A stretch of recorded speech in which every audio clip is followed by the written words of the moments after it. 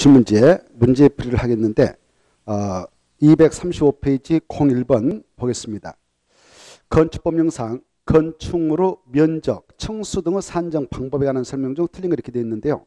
자, 1번 보시면 건축물의 1층이 차량, 주차 전용으로 되어 있는 피로티 구조다.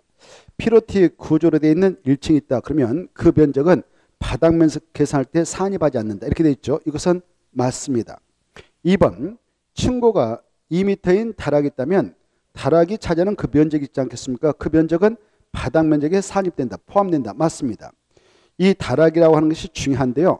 다락의 층고가 바로 평지부 아래에 있는 다락의 경우는 1.5m 이하다. 그러면 다락의 면적은 바닥 면적 계산할 때 산입하지 않고 1.5m를 초과할 때만 다락의 면적이 바닥 면적 계산할 때 산입된다. 이것이고, 경사 지붕 아래에 있는 다락의 경우는 그 다락의 층고가 1.8m 이하이면 다락의 면적은 바닥 면적 계산할 때 산입되지 않고 1.8m를 초과하게 될 때만 다락의 면적은 바닥 면적에 산입된다. 이걸 알아두셔야 되죠. 자, 이거죠. 이렇게 건축물이 있다. 1층, 2층, 3층이 있는데 이 3층 끝 지붕이 평지붕이죠. 근데 여기가 다락이 이렇게 설치되어 있다 합시다. 다락의 면적이 50제곱미터다. 그리고 이 다락의 층고가 층고 높이 이게 층고가 1.5m다. 그리고 이 건축물의 각층 바닥 면적은 100제곱미터다. 라고 합시다. 이때 이 평지부 아래에 있는 다락의 층고가 1.5m 이하이면 이 다락의 면적은 바닥 면적에 산입하지 않습니다. 그러기 때문에 이 건축물의 연면적은 얼마냐라고 하면 연면적은 하나의 건축물의 각층 바닥 면적 합계로 계산하므로 이 연면적은 300제곱미터가 되겠고요. 만약 이 다락의 층고가 이렇게 또 하나의 건축물이 있는데 1층, 2층, 3층으로 구성되어 있다 하고 이게 평지부입니다. 그리고 이 다락이 있는데 그 면적은 50m 다락. 그리고 이 층고, 다락의 층고는 1.6m다 라고 합시다. 그리고 각층 바닥 면적 크기는 100제곱미터다 라고 한다면 이때 다락의 층고가 1.5m를 초과했죠. 1.5m를 초과한 다락의 경우는 그 면적을 바닥 면적으로 계산합니다. 산입합니다. 바닥 면적으로 산입합니다. 그래서 이 하나의 건축물의 각층 바닥 면적 합계인 연면적이라는 것은 여기 100, 이것도 바닥 면적 보니까 이 건축물의 연면적은 350이 되죠. 350제곱미터다. 이렇게 계산해야 맞습니다. 자, 그리고 이 건축물 지붕이 경사 지붕으로 되어 있다. 이렇게. 그래, 이렇게 건물이 있는데 3층 건물이 있고요. 이 각층 바닥 면적은 크기가 100제곱미터 합시다. 이렇게 100제곱미터고 여기에 다락이 하나 설치되어 있는데 이 다락의 면적은 50제곱미터. 이 다락의 층고는 1.7m 합시다. 이렇게. 이랬을 때 이 다락의 면적인 50제곱미터는 바닥 면적에 산입될까요? 산입되지 않을까요? 산입되지 않습니다. 왜? 이 경사 지붕 아래, 경사 지붕이죠, 이게. 경사 지붕 아래 설치되어 있는 다락의 경우는 이 친구가 1.8m 이하이면 그 다락의 면적은 바닥 면적에 산입이 안 나오고 있죠. 그래서 친구가 1.7m에 불과하므로 이 다락의 면적은 바닥 면적에 산입되지 않아서 이 건축물의 연면적이 얼마냐 그러면 300제곱미터다 이렇게 되죠. 이 건축물 연면적은 300제곱미터입니다. 그런데 이 건축물이 또 이렇게 경사 지붕으로 구성되어 있는데요. 1층, 2층, 3층이 있는 바, 이 다락이 또 하나 설치되어 있어요. 근데 이 다락의 층고가 자 2m 합시다. 2m면 어떻게 됩니까? 이 다락이 이렇게 설치되어 있고 그 면적은 50제곱미터이고 각 층 바닥 면적은 다 100으로 되어 있다. 그랬을 때 이 다락의 이 50제곱미터라고 면적은 바로 바닥 면적 계산할 때 산입될까요? 산입되지 않을까요? 산입되죠. 다락의 층고가 1.8m를 초과했다. 초과하면 다락의 면적도 바닥 면적으로 산입합니다. 고로 이 건축물의 연면적이 얼마냐? 그러면 이것도 바닥 면적으로 계산되니까 바닥 면적 350이 되죠.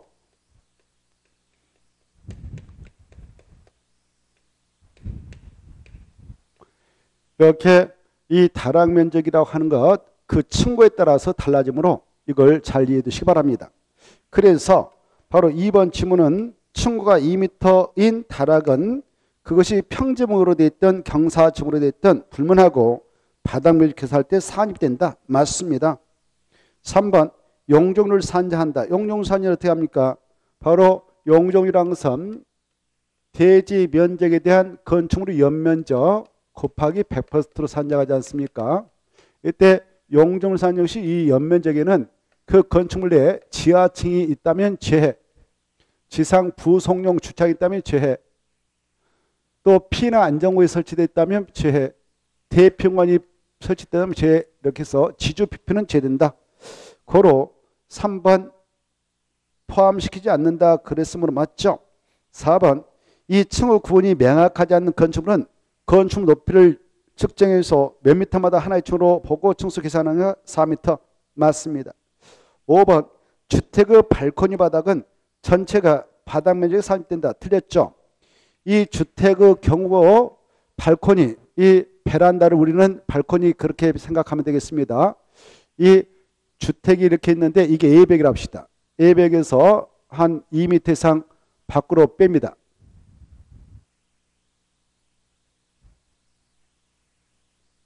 빼가지고 이렇게 만들죠. 보통 2층 이상의 층에 이렇게 만들죠. 이게 A벽이라고 합시다. A벽. 저기는 안쪽, 여기는 바깥쪽 이렇게 생각. 여기도 A벽 이렇게 생각하시면 되겠네요. 이때 A벽에서 이렇게 빼냈는데 2m 이상 빼냈습니다. 2m 딱. 여기 길이는 20m. 이렇게 돼 있다 합시다. 이게 발코니. 주택의 발코니. 이 주택이 이렇게 있다면 이 주택의 발코니 전체 면적이 얼마입니까? 2m 곱하기 20m는 발코니 전체 면적이 이 전체 면적은 조금 전에 얼마였습니까? 40제곱미터 했죠. 20m 곱하기 20 하니까 40제곱미터. 이걸 바닥 면적 계산할 때 다 포함하느냐? 그렇지 않습니다. 이 전체 면적에서 이걸 빼는 겁니다. 이걸 빼고 나머지가 있으면 이것만 바닥 면적에 산입한다 이렇게 하십시오.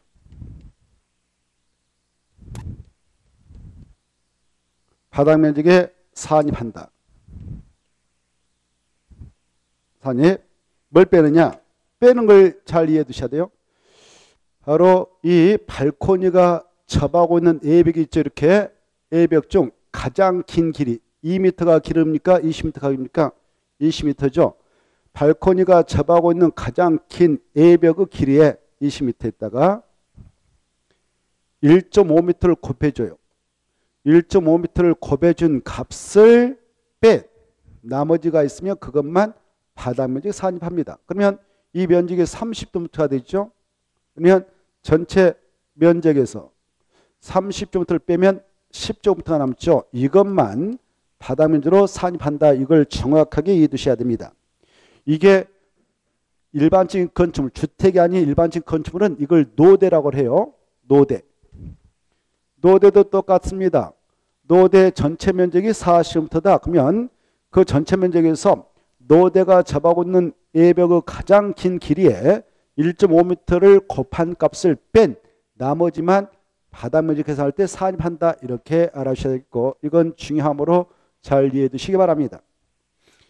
자, 이렇게 2층 이상의 층에 노대라든가 발코니가 설치됨으로써 이 안쪽에서 이 노대에 출입할 수 있는 출입구라고 하는 문이 있다. 그러면 사람이 이렇게 나와서 있게 될 때 떨어질 수가 있으니까 난간을 설치해야 합니다.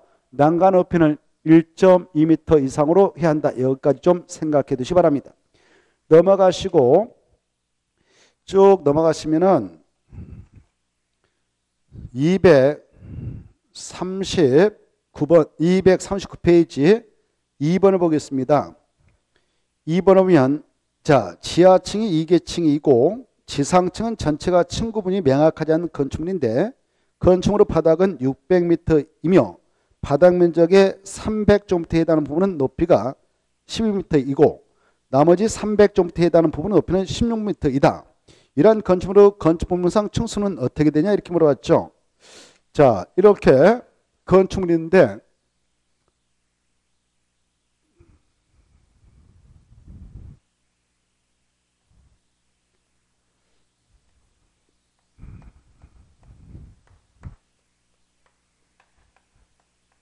땅속에 묻혀 있으면 이걸 지표면이라고 합시다. 지표면이고 땅속에 묻혀 있는 지하층이 두 개네요. 그리고 지상층은 층호 구분이 명확하지 않는데 이 300제곱미터에 해당하는 이쪽 부분은 높이가 일정한 높이에 이르고 여기는 또 일정한 높이 이렇게 다르다고 되어 있죠. 이때에 건축물의 층수를 계산할 때는 첫째 지하층은 산입하지 않는다. 이걸 꼭 기하시고 그리고 건축물의 층의 구분이 명확하지 않는 것들은 높이를 재가지고 높이 4m마다 하나의 층으로 계산한다. 이렇게 하시고 그리고 건축물의 각 부분에 있어서 층수를 달리하게 될 때는 그중 가장 많은 층수를 그 건축물로 층수 본다. 이걸 떠올리면서 이 문제를 풀어야 된다 하겠습니다. 여기 보면 높이가 각각 다르다 했지 않습니까? 한쪽에는 12m라고 있고 아까요. 한쪽은 16m라 했습니다. 그러면 4m로서 나누면 3층이 되죠. 4, 32. 4m로 나누면 4, 4, 16. 4층이죠. 이렇게 이쪽하고 이쪽이 서로 층수가 다르다. 그러면 많은 층수를 건축물로 층수 보니까 4층짜리 건물이다. 이렇게 답을 구할 줄 아셔야 되겠고 그 다음에 넘어가서 보시면 자, 쭉 넘어가셔서 243페이지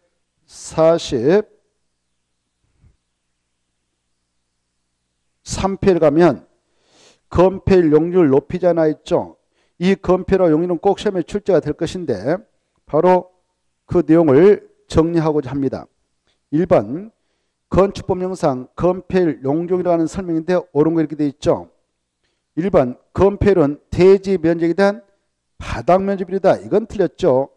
건축 면적의 비율을 말한다 그래야 됩니다. 그래서 바닥 면적을 건축 면적으로 바꿔야 맞고요.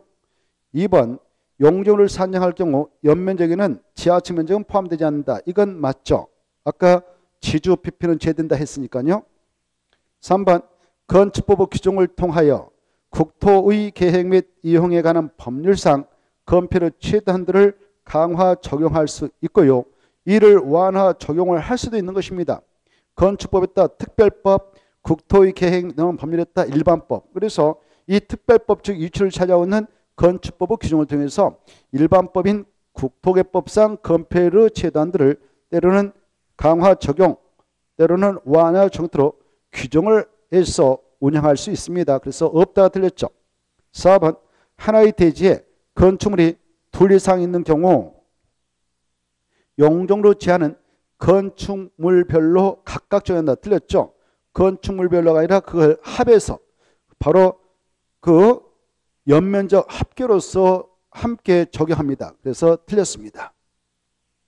그 다음에 5번 보겠는데 도시적에서 건축 묻는 대지를 분할하는 경우 건축 묻는 대지는 면적에 제한받죠. 주거적은 60, 상업적 150, 공업적 150, 녹적 200, 나머지 기타적은 60점부터 못 미치게 분할할 수 없습니다.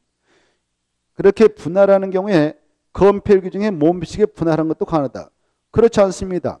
바로 면적의 규정을 위배해서도 안 될 뿐만 아니라 건폐율 규정, 용적률 규정, 건축 높이 제한 규정을 위배되게 분할할 수 없도록 규제합니다. 그래서 5번 가능하다 아니라 분할한 것은 허용되지 않습니다. 기준에 못 미치게 분할한 것은 허용되지 않는다. 그래야 되죠. 자, 그 다음에 넘어가서 보시면 245페이지. 자, 그 1번 문제를 보겠는데 건축법령상 천정부터인 대지에 건축한 다음 건축물 용적률은 얼마인가 이렇게 물어봤죠. 용적률을 계산할 때 이 공식을 알아야 되죠. 여기다 대입만 하면 되겠네요. 용적률을 물어봤으니까 자, 이 건축물이 들어선 대지가 얼마인가 봅시다. 대지 면적이 1000제곱미터라고 되어 있지 않습니까? 그래서 분모에 따른 1000제곱미터를 쓰면 되겠고 이제 이 연면적만 잘 이해하고 계산해서 대입만 하면 되겠죠. 이 건축물에 지하층이 있다든가 지상 부속용 주차장이 있다든가 피난안전구역 대피공간이 있으면 이 면적 빼고 나머지 바닥 면적 합계로서 연면적을 계산하면 됩니다. 자, 그럼 이 연면적이 어떻게 되는가? 그 박스 안에 보면 하나의 건축물로서 지하 2계층, 이 지하 2계층은 지하죠. 지상 5계층으로 구성되어 있다 이렇게 되어 있고 지붕은 평지붕이다 이렇게 되어 있네요. 그러면 지상 5계층의 용도를 이제 체크해야 되겠죠. 보니까 지상의 그것들은 지금 제1종으로 되어 있네요. 지상 5계층 제일 마지막 동그라미 보면 지상 5계층은 용도가 지금 전부 업무시설로 이루어졌습니다. 그래서 업무시설이니까 바로 용적률 산정 시 연면적에서 제한할 수 있는 것은 없네요. 그리고 5계층 다 전부 업무시설이고 이제 이 전부 업무시설인 5계층의 바닥 면적 말하면 되겠죠. 바닥 면적 얼마냐? 두 번째 동그라미에 그게 있습니다. 이때 이 건축물의 각 층의 바닥 면적은 480제곱미터로 동일하다 이렇게 되어 있죠. 그러면 이 480제곱미터 곱하기 5 하면 바로 분자인 연면적의 면적이 나오죠. 이걸 계산하면 되겠습니다. 계산하면 58에 40 그리고 54, 20 이렇게 되어 있죠. 그래서 2400제곱미터가 되죠. 2400제곱미터. 그러면 2400하고 이 100을 곱하면 바로 24만이 되고 24만을 1000으로 나누면 어떻게 됩니까? 공 3개씩 날리면 되죠. 그러면 240%라고 용적률을 구할 수 있다 하겠습니다. 그 다음에 넘어가시고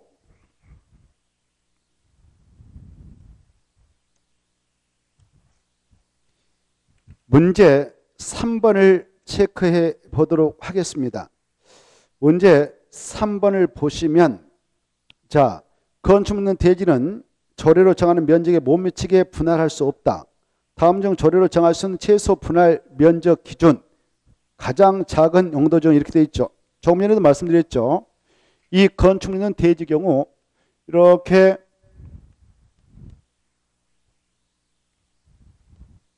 건축물이 있는 대지를 분할함에 있어서는 제한받습니다. 그때 이 건축 있는 이 대지가 주거적 있으면 60제곱미터 못 미치게 분할할 수 없고 상업적하고 공업적은 똑같이 150제곱미터 못 미치게 분할할 수 없고 녹적은 200제곱미터 못 미치게 분할할 수 없으며 기타 지역은 바로 60제곱미터 못 미치게 분할 못합니다. 그래서 가장 작아지는 용도적에서는 주거지기 보이죠. 여기는 150, 150, 200이니까요. 자, 그래서 3번은 주거지기 보이면 그게 답이 되겠네요. 1번이죠.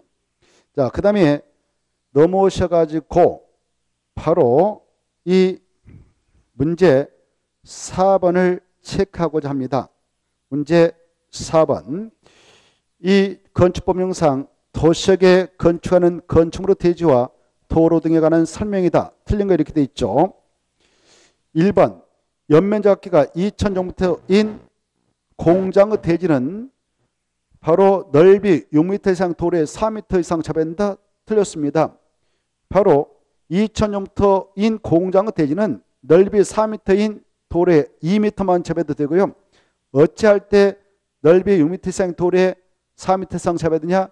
그 공장이 연면적 합계 3,000제곱미터 이상일 때부터 적용됩니다. 그래서 3,000으로 수정하면 맞지만 2,000이면 틀린 것이에요.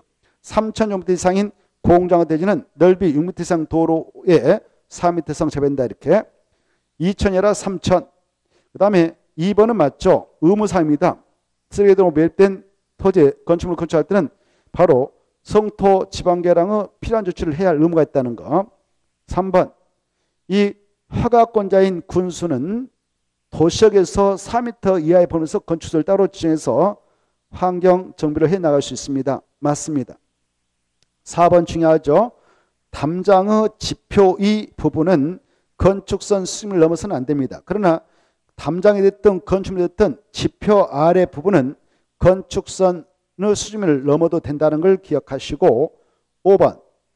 이 공장의 주변에 허가권자가 인정한 공진, 광장이 있는 경우에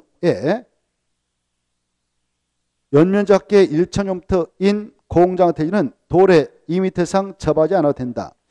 그래 이 공지하고 접하고 있는 그런 대지 경우는 직접 도로하고 접하지 않아도 출입하는 데 지장이 없다면 건축을 허용받습니다. 그래서 맞습니다.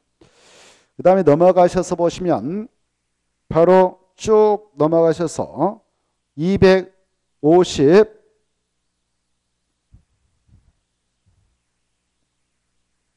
252페이지로 가겠는데요.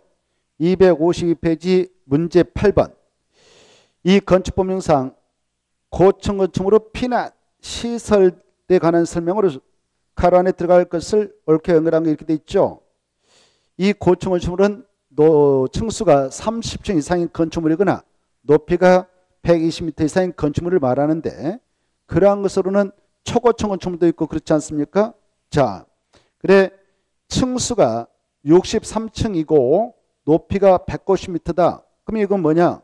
바로 층수가 50층 이상이면 초고층 건축물을 하는 것입니다. 그래서 이것은 초고층 건축물이네요. 이런 초고층 건축물에는 피난치라든가 지상으로 통하는 직통계등과 직접 연결되는 피난 안전구역에다 포인트 잡고 피난 안전구역을 지상서부터 최대 30층마다 1개소 이상 설치를 하도록 되어 있다는 걸 기억하셔야 됩니다. 그래서 답은 4번이죠. 이와 관련하여 이 준초고층 건축물이 있습니다. 준초고층 건축물은 층수가 49층 이하이거나 높이가 200m 미만인 199.9m를 말할 수 있는데 그런 199.9m 이하의 준초고층 건축물은 피난 안전구역을 설치를 하게 돼 있건만 전체 층수의 2분의 1에 해당하는 층을 기준으로 해서 상하 5개 층이 냈다가 피난 안전구역을 1개소 이상 설치하도록 됐다는 걸 꼭 알아두십시오. 자, 그 다음에 10번을 보겠습니다. 10번을 보시면 건축법령상 구조안전 확인 건축물 중 건축주가 착공신 것이 구조안전 확인 서류를 제출해야 하는 건축물이 있는데요. 아닌 거 이렇게 돼 있죠. 바로 아닌 것은 어떤 거냐. 일단 이걸 쉽게 말씀드리면 내진 설계 대상 건축물이다. 지진이 발생했을 때 지진에 견뎌낼 수 있는 구조로 그 설계에서 건축을 하도록 되어 있는 건축물 이렇게 생각하면 되는데 주택이라고 생긴 것은 내진 설계를 다 하도록 규제받습니다. 주택이 건축법상 총 8가지가 있지 않습니까? 단독택 4가지, 단독택, 다주택, 다가주택, 공간, 공동택 4가지 있죠. 아파트, 연립택, 다주택, 기숙사 이런 주택이라고 생긴 것은 모두 다 이 내진 설계 대상에 해당해서 여기에 해당하는 건축물이 된다 하기에 할 수 있기 때문에 1번 단독택, 5번 다주택 이것은 여기에 해당합니다. 그 다음에 기둥과 기둥과의 거리가 몇 미터 이상일 때도 내진 설계하느냐? 9m 이상이죠. 10m 이상이죠. 기둥과 기둥과의 거리는 10m 이상. 처마 높이는 몇 미터 이상일 때 내진 설계하느냐? 바로 9m 이상일 때. 이걸 9처 10기 이렇게 암기하세요. 처마 높이는 9m 이상일 때. 그래서 9처. 기둥과 기둥과의 거리는 10m 이상일 때 이 구조안전 서류를 발급받아서 착공식을 할 때 내야 됩니다. 그걸 9처 10기 10m 이상. 기둥과 기둥과의 거리는 10m 이상일 때 처마 높이는 9m 이상일 때 이걸 꼭 기억해 두시기 바랍니다. 그래서 2번 처마 높이가 10m짜리니까 이거 당연히 내진 설계해야 되고요. 3번 기둥과 기둥과의 사이가 10m짜리니까 이거 당연히 10기니까 해야 되겠죠. 4번 이 연면적이 330제곱미터인 2층에 목구조 건축물이 있다. 나무로 된 건축물, 목구조 건축물이라는데 이 목구조 건축물은 바로 연면적 얼마 이상일 때부터 내진 설계를 하도록 되어 있는가? 목구조 경우는 바로 500제곱미터 이상이 됩니다. 연면적 500제곱미터 이상이나 층수가 3층 이상일 때부터 내진 설계를 하도록 되어 있고요. 그 규모 미만이면 내진 설계를 해야 할 의무가 없습니다. 그리고 이 목구조 건축물이 아닌 나머지 건축물은 층수가 2층 이상이거나 연면적 바로 얼마 이상일 때 내진 설계가 아니냐 200제곱미터 이상일 때부터 내진 설계를 하도록 되어 있습니다. 그래서 4번 지모면 연면적 330제곱미터인 2층의 목구조 건축물 이것은 내진 설계를 해야 할 대상은 아니죠. 연면적이 최소 500제곱미터 이상이나 층수가 3층 이상의 목구조 건축물일 때만 내진 설계를 하도록 의무화되어 있습니다. 그래서 답은 4번. 자, 그 다음에 쭉 넘어가셔서 보시면 256페이지가 나오죠. 256페이지 보면 1번이 나옵니다. 건축법령상 건축허가를 받은 건축물로 철거되게 하는 설명인데 틀린 거 이렇게 되어 있네요. 자, 1번은 철거할 때 신고는 어떠하는가? 특별시장, 광역시장, 특별자도사, 시정사한테 신고해야 한다. 이건 틀렸습니다. 신고처가 그게 아니고요. 서울에서 철거할 때는 각각 구청장한테 신고서 내면 되고요. 6대 광역시도 자치구청장, 광역시에 있는 군수한테 냅니다. 특별시장, 광역시한테 절대 철거 신고, 멸신고 하지 않는다는 걸 명심하시고 세종시에서는 특별자시장, 제주도에서는 특별자도사, 8도에서는 시는 시장, 군에서는 군수한테 철거 신고를 하게 되어 있습니다. 그래서 1번 틀렸고 2번, 3번, 4번, 5번은 맞습니다. 그 다음에 넘어오셔서 바로 257페이지 2번 보겠습니다. 이 건축법상 건축정 인가를 받은 건축협정구역에서 연접한 대지에 대하여 관계 법령의 규정을 개별 건축마다 적용하지 않고 건축정구역을 대상으로 통합 적용할 수 있는 것들이 있는데요. 모두 그런 거 이렇게 돼 있죠.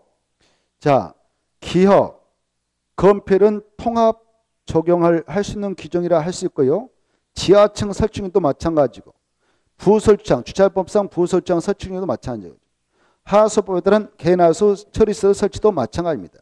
그런데 니은은 아니죠. 니은은 아닙니다. 그래서 니은이 들어간 것은 틀린 거예요. 그래 니은이 안 들어간 것이 맞습니다. 3번만 니은은 안 들어갔죠. 그래서 답은 3번인 것이고요. 바로 총 6가지 규정을 통합 적용할 수가 있어요. 대지안의 적용, 대지와 도로관계 규정, 그 다음에 지하층 설치 규정, 부설정 설치 규정, 대지안의 적용 규정 이런 것들, 그리고 하우스법에 따른 개인 하우스 처리시설 설치 규정 이런 것들은 통합 적용 가능합니다. 자, 그 다음에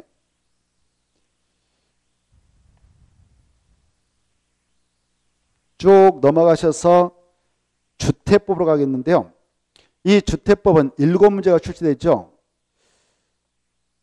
바로 262페이지부터 보겠는데요. 자, 1번 문제 보죠. 주택법령상 용어 요청에 따를 때 주택에 해당하지 않는 것을 모두 고른 다음에 이렇게 되어 있죠. 주택법상 주택은 크게 단독택과 공동택으로 구분되고 단독택은 세 가지, 공동택 세 가지 있습니다. 단독택으로는 바로 단독택, 다중택, 다가구가 있고요. 공동택은 아파트, 연립, 다세대가 있죠. 이걸 알고 계셔야 돼요. 그래서 주택에 해당하지 않는 걸 모두 고른다면 공간은 아니고 기숙사도 아니고 오피스텔도 아닌 것입니다. 여기서 주의할 것은 건축법 시행령상 건축물 용도 분류 파트에서 나오는 주택은 8가지가 있지만 주택법으로 넘으면 6가지밖에 없다. 이걸 꼭 구분하셔야 돼요. 자, 그래 주택법으로 넘으면 이 기숙사하고 공간은 주택에서 배제됩니다. 그 다음에 쭉 넘어가셔서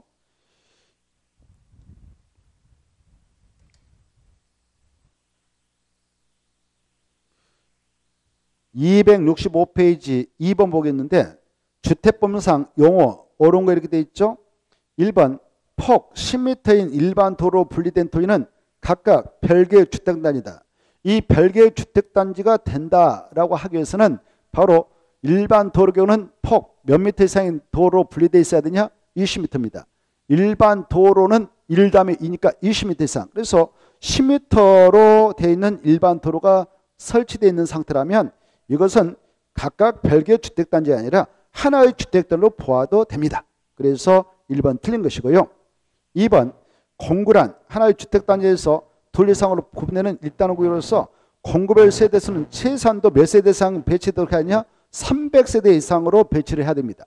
이때 공구별로 바로 이 주택을 건설해서 공급에 나가고자 할 때는 바로 그 전체 세대수는 600세대 이상인 주택단지일 것을 요구하나 각각의 공고마다 6m 이상 폭을 둬서 띄고 각각의 공간에 배치할 세대수는 300세대 이상은 배치를 해 나가도록 하고 있죠. 그래 200세대 틀렸습니다. 3번 세대구분형 공동택이라고 하는 것은 공동도 주택 내부 공간 일부를 세대별로 구분하여 생활에 관한 구조를 하되 그 구분된 공간 일부를 구분 소유할 수 있는 주택이다. 이게 틀렸죠. 구분 소유를 할 수 없는 주택 그래야 됩니다. 있는이 틀렸습니다. 없습니다. 자, 그 다음에 5번 도시형 생활택에 관한 내용인데요.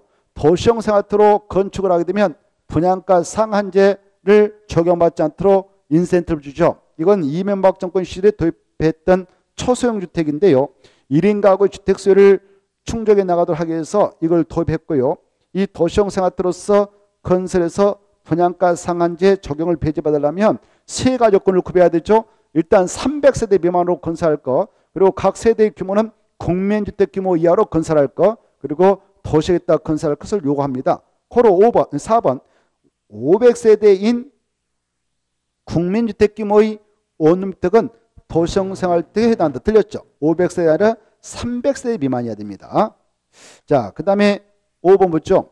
이 산업일주민이 개발한 법률에 따른 산업단지 개발 사업에 의하여 개발 조성되는 공동택 건설되는 용지는 공공택지에 해당한다. 이건 맞습니다.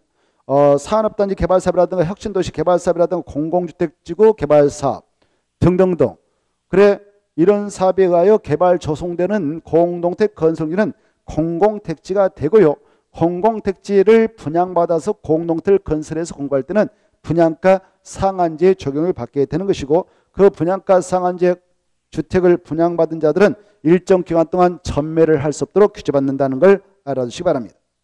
자, 그 다음에 넘어가서 보시면은 바로 문제 4번이 나오죠.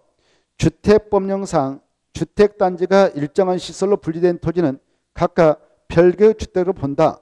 그 시설에 해당하지 않는 것. 어떤 시설로 분리됐으면 그 토지는 각각의 별개의 주택으로 보는가. 첫째, 고속도로 분리되어 있다. 자동차 전용도로, 철도로 분리되어 있다. 폭 20m 이상인 일반 도로 분리되어 있다. 그리고 8m, 폭 8m 이상인 도시계획 A 정도로 분리되어 있다. 이런 토지들은 바로 별개의 주택으로 취급을 하게 되는 것이죠. 그래서 4번 보시면 바로 3번이 부적절하죠. 일반 도로는 폭 몇 미터 이상이 설치되어 있어야 되는가? 20m입니다.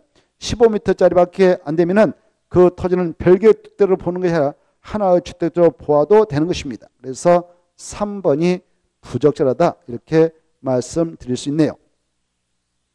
자, 그 다음에 문제 5번을 보겠습니다. 이 주택법령상 도시형 생활주택의 일종으로서 원룸형 주택이 있는데요. 원룸주택의 요건이 다 틀린 거 이렇게 돼 있죠. 자, 특히 2번하고 3번, 4번을 주의하셔야 되겠는데요. 이 주거 전용면적이 20평밖에 안 된다. 그러면 욕실 및 볼실 제한 부분을 하나의 공간으로 구성을 해야 할 의무가 있습니다. 이 주거 전용면적이 30제곱미터 미만이면 욕실 및 볼실 제한 나머지 공간을 하나의 공간으로 구성해야 할 의무가 있고, 그 주거 전용면적이 바로 30제곱미터 이상인 그런 세대일 때만 바로 두 개의 공간으로 구성을 할 수도 있습니다. 그리고 이 원룸주택의 각 세대당 주거 전용면적은 최대 규모가 50제곱미터 이하여야 된다 이렇게 하셔요. 50제곱미터를 초과하면 원룸 주택이 아니다 이렇게 생각하십시오. 그래서 바로 4번이 틀렸죠. 세대별 주거 전용면적이 60제곱미터인 경우 원룸형 주택에 해당한다 틀렸죠. 원룸형 주택이 될 수가 없습니다. 그 다음에 문제 바로 8번을 보겠습니다. 문제 8번을 보기 앞서 7번은 가볍게만 체크하고 있는데, 이 주택법령상 준주택의 종류는 꼭 기억하셔야 됩니다. 기억할 때 다기노오 이렇게 암기하시고, 다가 뭐냐? 다중생활설입니다. 건축법 시행령상에서 우리가 공부했던 바로 그것으로 사용되고 있는 바닥면적기가 500제곱미터 미만이면 제2종 근린생활설에 했고, 500제곱미터 이상이면 숙박설에 했습니다만은 주택법으로 놓으면 그 둘 다 다중생활설이라고 할 때 그것은 준주택으로 분리돼서 나온다는 것. 그리고 기숙사, 우리가 건축법 시행령상에서 기숙사는 공동택 일정으로 공부했지만 주택법으로 오면 준주택으로 분류된다는 거 기억하시고, 노인 복주택도 마찬가지다. 노인 복주택도 준주택이다. 그 다음에 오피텔 이 4개 다기노 이걸 암기하십시오. 그래서 7번면 주택법령상 준주택에 해당하는 것은 했을 때 2번만 이에 해당하죠. 다음에는 준주택 아닙니다. 그 다음에 8번 볼까요? 주택법령상 리모델링에 관한 설명인데 옳은 거 이렇게 됐네요. 1번, 이 기존의 14층짜리 건축물의 수직 정축형 리모델링이 허용된 경우 더 층수 올릴 때 최고 몇 개층까지만 증축할 수 있냐? 2개층. 만약 기존 15층 이상의 건축물의 수직 정축형 리모델링이 허용될 때는 최대 3개층까지 올릴 수가 있다. 이걸 알아주십시오. 1번 맞다. 2번이면 리모델링 주택조합의 설립허가를 받으려는 자는 인가 신청서에다가 해당 주택 소재지의 100분의 80 이상의 토지에 대한 토지 사용 승낙서를 첨부하여 관할 시정서 구청에 제출한다. 이 리모델링 주택조합의 설립허가를 신청할 때는 이러한 토지 사용 승낙서는 필요 없습니다. 왜? 이 리모델링 주택조합은 기존 공동택의 소유자들이 소유하고 있는 공동택을 리모델링하기 위해서 결성하기 때문에 주택을 새로 건설하는 건 아니므로 토지를 준비할 필요는 없는 것입니다. 그러면 이 토지 준비해서 토지 사용 승낙서 80번 이상의 승낙서를 받아야 할 경우는 무슨 조합 만들 때냐? 지역주택조합, 직장주택자를 설립하고자 설립허가 신청서 낼 때 필요한 소리입니다. 이건 그래서 리모델링 주택조합 만들 때는 2번 이런 사용 승낙서는 필요 없다. 이걸 알아주십시오. 그래서 2번 틀렸네요. 3번은요. 이 리모델링을 추진해 나갈 수 있는 세력이 입주자 대표 측도 된데, 입주자 대표 측에서 리모델링을 추진하고자 할 때는 소유자 전체 동의를 얻어서 전원 동의 얻어가지고 그걸 첨부해서 시장구수 구청장한테 리모델링 허가를 신청해서 허가받아야 그 공사를 진행할 수 있기에 신고가 틀렸습니다. 3번은. 4번 수직 정축형, 이 정축이라고 하는 리모델링과 또 대수형이라는 리모델링인데 주택법서 대수형에는 리모델링 증축 행위하는 리모델링이 있습니다만은 이 공동택의 리모델링을 하려면 경과인 수가 차야 됩니다. 대수원의 경우는 사용검사, 임시 사용일, 사용 승인으로부터 10년 이상이 지났음이 입증돼야 되고요. 증축인 리모델링을 할 때는 15년 이상 경과됐음이 입증돼야 됩니다. 그래서 바로 그 사보면 수직 증축형 할 때 증축에다 또 합쳐놓고 증축을 하려면은 사용검사를 받은 후 그 해당 주택이 몇 년 이상 지났음을 증명하는 서류가 들어야 되냐? 15년 이상이죠. 10년 틀렸습니다. 자, 5번 질문을 보면 리모델링 주택조합이 시공료를 선정한다. 공사할 사람을 선정한다 이거죠. 그래 시공료를 선정할 때는 수의계약 방법으로 해야 한다. 틀렸습니다. 리모델링 주택조합의 조합장이 총대매고 할 건데 수의계약을 통해서 하면 부정의 소지가 있기 때문에 경쟁 입찰 방법을 통해서 시공료를 선정해 나가도록 하고 있다는 걸 주의하시기 바랍니다. 자, 그 다음에 10번을 보겠습니다. 주택법령상 세대군용 공동택 건설 기준으로 틀린 거 이렇게 돼 있죠. 이게 출제가 될 걸로 예상되는데요. 이 세대군용 공동택의 내용이 개정되게 돼 있죠. 이 세대군용 공동택은 신규로 건설할 수도 있고 기존 택을 리모델링을 통해서 세대군용 공동택으로 변형시켜서 이용할 수도 있습니다. 이때 건설할 때는 어떻게 기준을 맞춰서 건설하면 되냐? 그 기준을 보겠습니다. 틀린 거 있죠? 1번 맞아요. 2번은요. 자, 세대군용 공동택의 세대로 구분된 각각 공간은 주거 전유지 12제곱미터 이상해야 한다. 이 규정은 폐지돼서 없어졌어요. 원래 14제곱미터 이상일 걸 요구했는데 이런 최소 규정은 폐지됐습니다. 그래서 2번은 건설 기준에 해당하지 않습니다. 그래서 2번은 틀렸고요. 그리고 나머지는 맞습니다. 자, 272페이지를 보겠습니다. 자, 주택조합에 대해서 살펴보겠는데 1번 주택법상 주택조합에 관한 설명으로 옳은 거 이렇게 되어 있죠. 1번 리모델링 주택조합은 등록사업자와 공동으로 주택건설 사업을 시행할 수 있다. 건설 이 말을 딱 포인트 잡아요.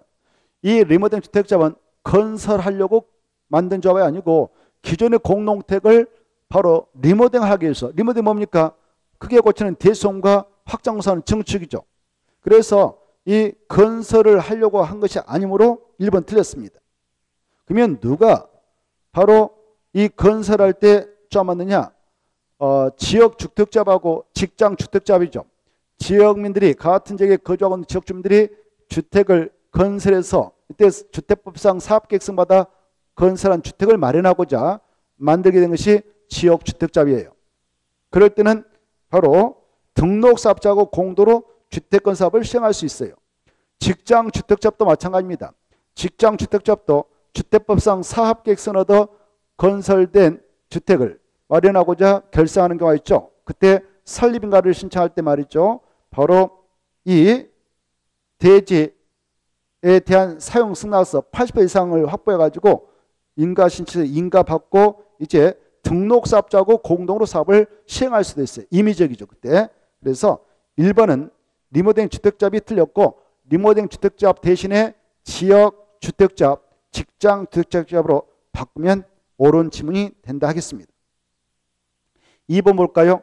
등록사업자와 공동으로 주택건설 사업을 하려는 주택조합은 국토교통부한테 등록한다. 틀렸습니다.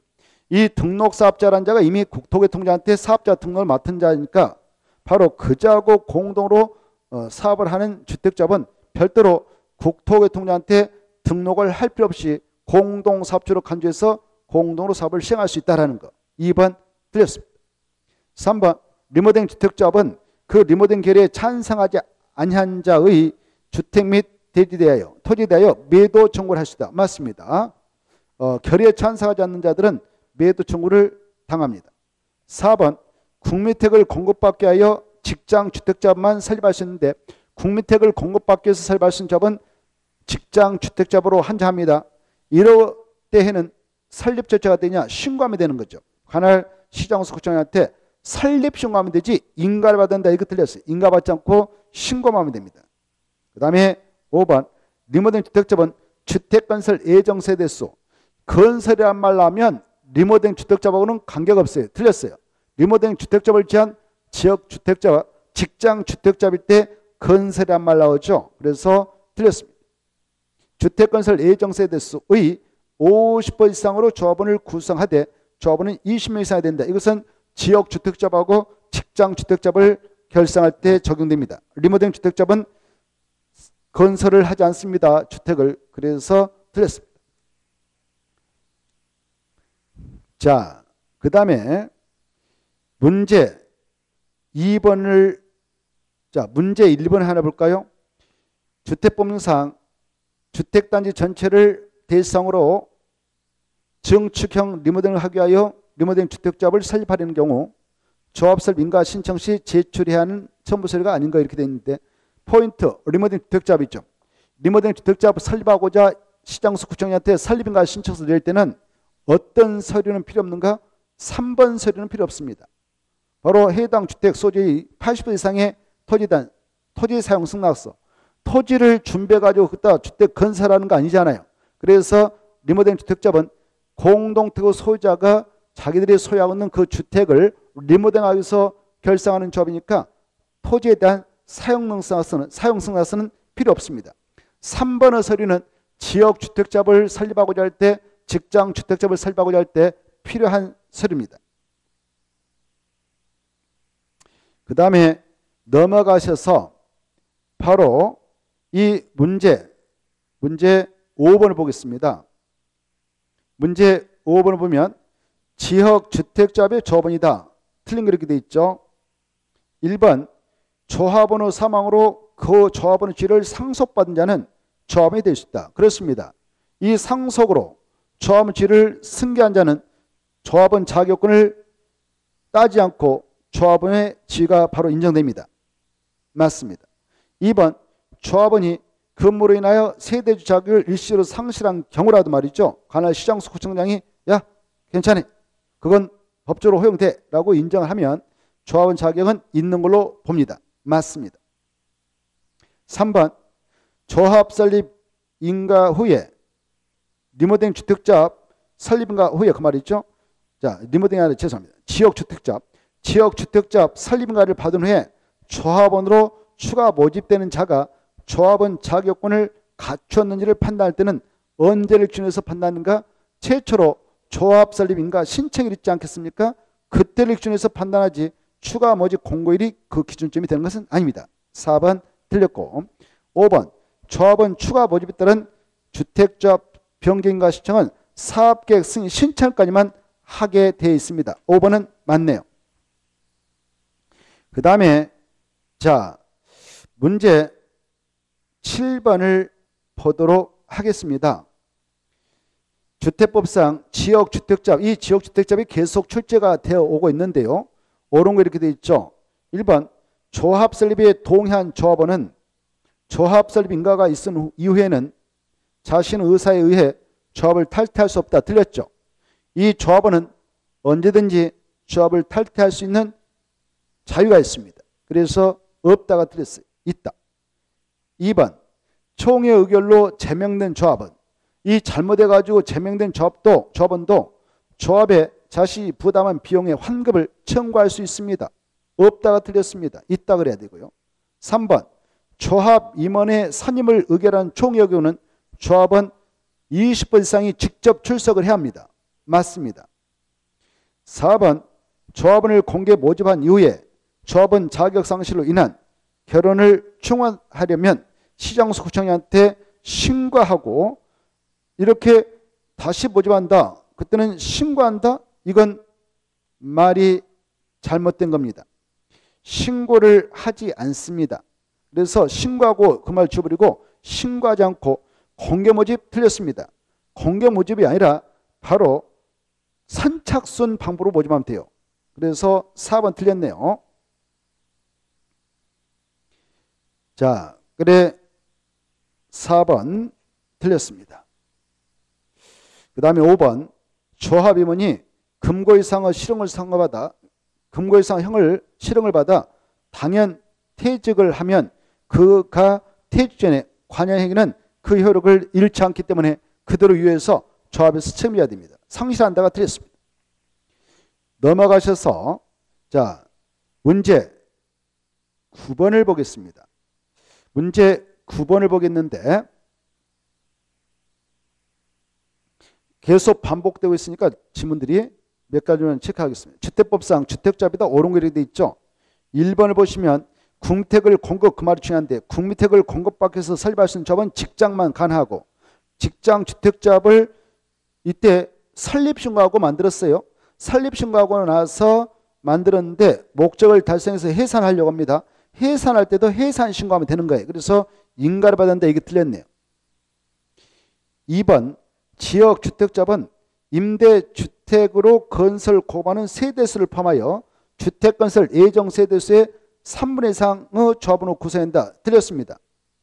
지역주택조합은 임대주택으로 건설 공급하는 세대수를 제하고 주택건설 예정세대수의 얼마 이상으로 구성해야 되냐? 50% 이상. 그래서 틀렸어요.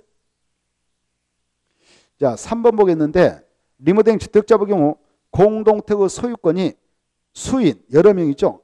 여러 명의 공유에 속하는 경우에는 그 수인 여러 명 모두를 적어놓는다. 틀렸습니다. 101동 101의 소유자 보니까 A의 오형제가 아버지한테 상속받아서 공유자로 되어 있습니다. 그때 그 주택을 대상으로 리모델링 주택자를 결성해서 진행할 때 조합원 지위를 인정함에 있어서는 5명을 각각 조합원 지위를 주는 게 아니고 5명을 대표하는 한 명에게만 조합원 지위를 부여하고 있다는 걸 이해해 주십시오. 그래서 그 수인 모두를 적어놓는다. 이게 틀렸어요. 모두를 그게 틀렸고 그 수인 각각을 한 명을 적어놓는다. 그래도 틀리고 그 수인을 대표하는 한 명만 적어놓는다. 이렇게 해야 합니다. 자, 그 다음에 4번 보겠습니다. 지역주택조합의 설립 인가 후 조합원이 사망하였더라도 조합원 수가 주택건설 예정세대수의 50% 이상을 유지하고 있다면 조합원을 충원할 수 없다. 이렇게 되어 있는데 이 조합원이 상하면 당연히 그 자식이 상속받아서 들어올 수가 있기 때문에 충원이 가능한 것입니다. 그래서 틀렸습니다.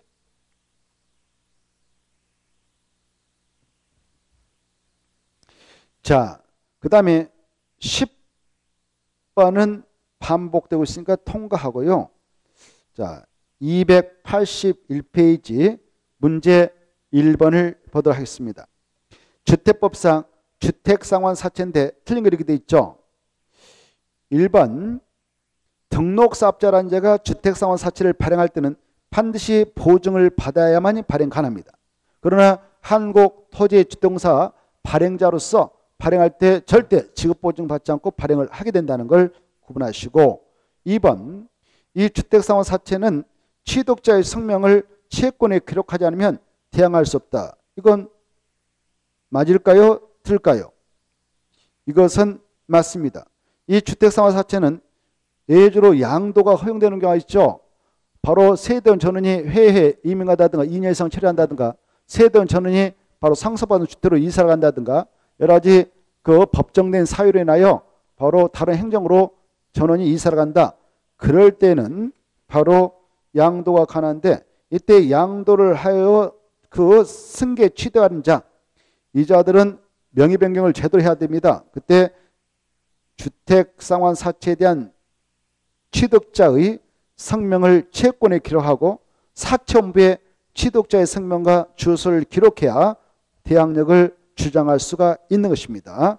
그래서 2번 맞다 보고 3번 등록사업자의 등록이 말소된 경우에는 등록사업자가 발행한 주택상환사채 효력은 상실된다. 틀렸습니다.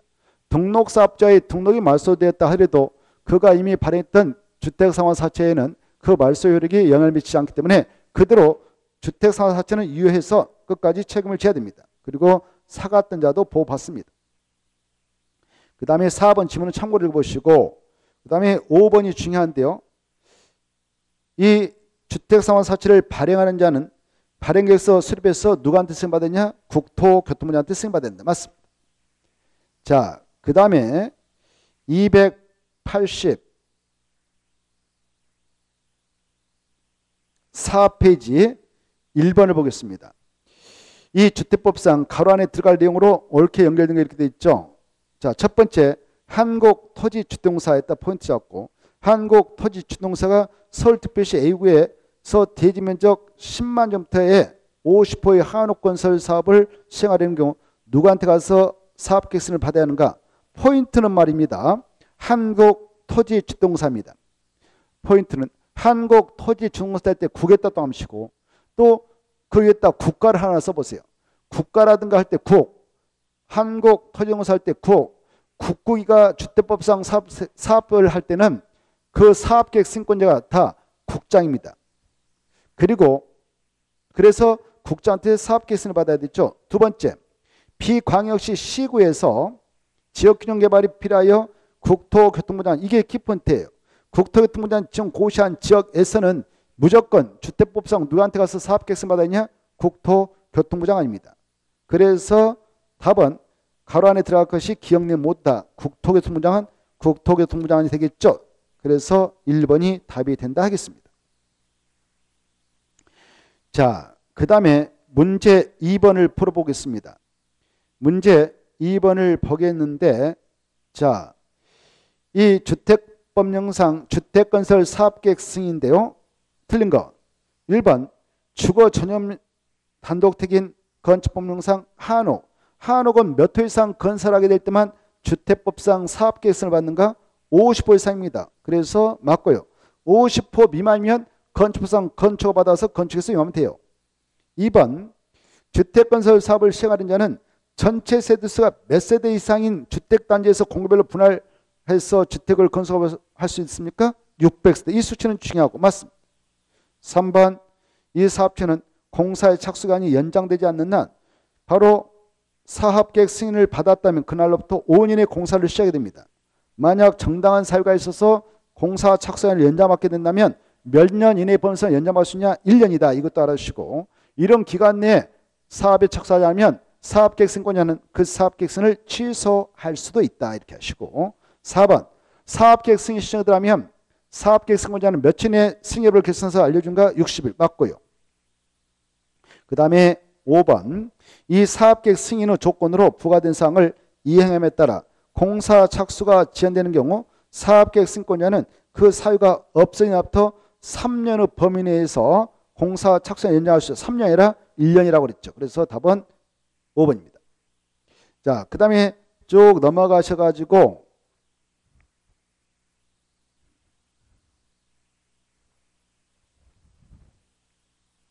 쭉 넘어가면 293페이지가 나올 겁니다.